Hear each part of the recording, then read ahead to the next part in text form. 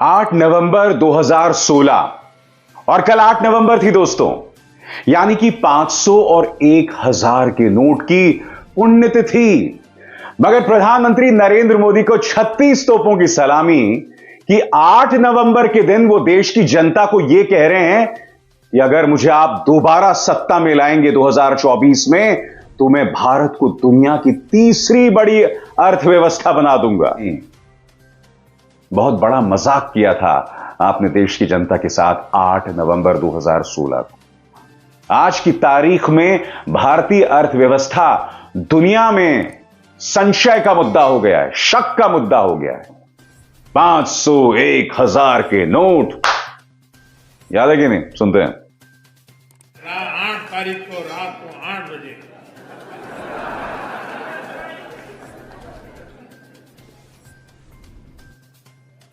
$500 और 1000 के नोट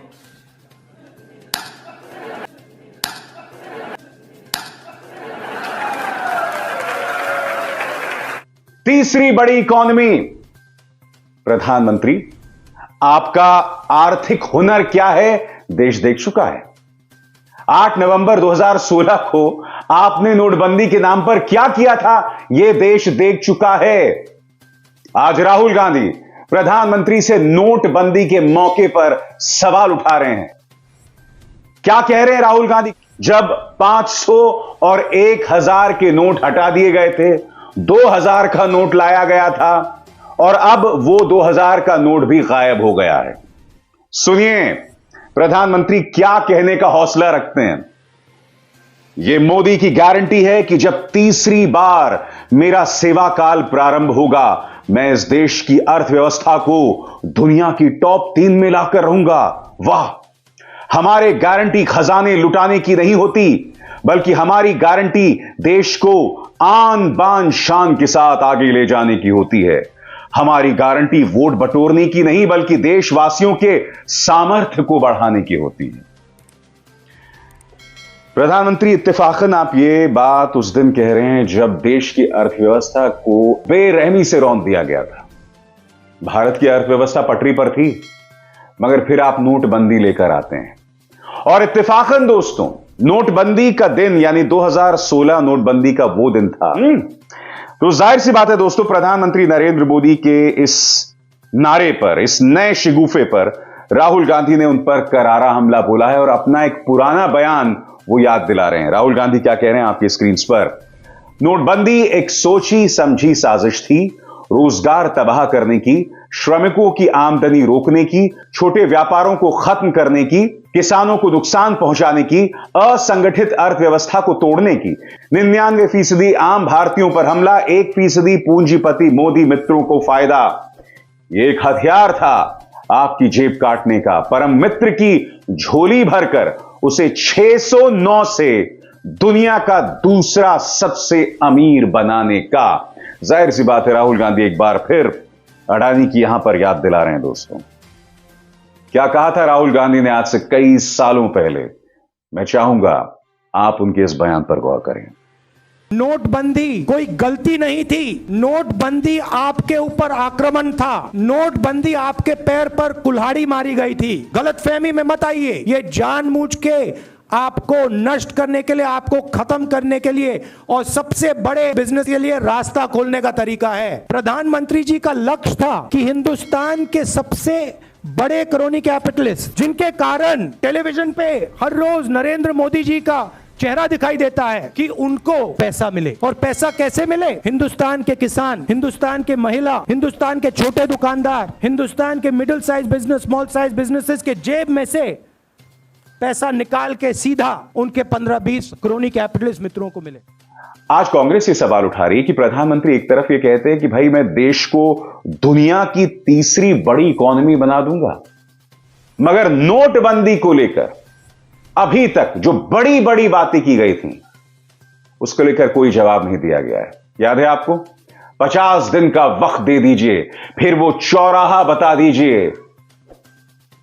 वो चौराहा आपका अब भी इंतजार कर रहा है, अब भी इंतजार कर रहा है प्रधानमंत्री। लोग नहीं भूले कि किस अहंकार में आप उस वक्त बयानात दिया करते थे जब आपने नोटबंदी की थी। हां, कुछ दिनों बाद फिर आपकी आंखों में आंसू भी आ गए थे जब आपको यह अंदाजा हो गया था कि लोगों को कितनी तकलीफें हो रही हैं और इसका आपको राजनीतिक नुकसान हो सकता है। सबसे पहले मैं आपको बयान सुनाना चाहता हूं। गरीबों का पैसा लूटने के लिए कांग्रेस ने खास मशीन बनाई थी। वो मशीन ऐसी थी जिसमें सरकार अगर 100 रुपए भेजती थी तो उसमें से 85 रुपए सीधे कांग्रेस के नेताओं की तिजोरी में पहुंच जाता था। देशवासियों को आज की तारीख भी याद है जब भ्रष्टाचारियों पर बहुत बड़ी कार्रवाई हुई थी। आज की तारीख आते ही कांग्रेस ऐसे बिलबिलाती है जैसे सबसे ज्यादा काली कमाई उसी को बैंकों में जमा करानी पड़ी हो। प्रधानमंत्री, मुझे हैरत होती है कि आप ये बातें अब भी कह सकते हैं। मुझे बताइए ना, विदेशों से कितना काला धन आया? सवाल नंबर 1। नंबर 2, कितना काला धन पकड़ा गया? क्योंकि नोटबंदी का तो यही परिणाम बताया जा रहा था ना।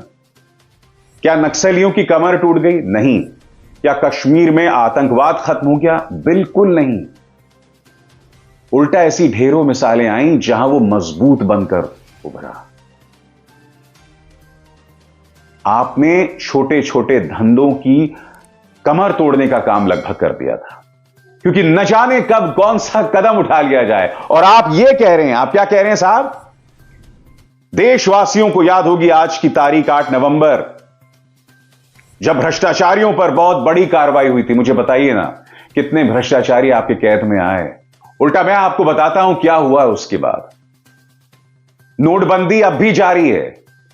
2000 का नोट अब भी वापस लिया जा रहा है। भ्रष्टाचार भ्रष्टाचार को लेकर सिर्फ विपक्ष पर निशाना साधा जाता है और अनाप शनाप केसेस में विपक्ष के नेता बंद कर दिए जाते हैं। चेहरे याद हैं आपको? मनीष सिसोदिया, सत्येंद्र जैन, अनिल देशमुख, नवाब मलिक।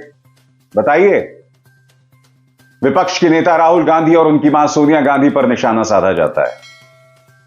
आज भ्रष्टाचार को लेकर ईडी लड़ रही है और ईडी सिर्फ और सिर्फ विपक्ष पर निशाना साध रही है और उसके अलावा कुछ नहीं। सब्सक्राइब कीजिए न्यूज रिएक्शन चैनल को और प्रेस कीजिए नोटिफिकेशन बेल को ताकि आप पास के लेटेस्ट न्यूज अपडेट्स सबसे पहले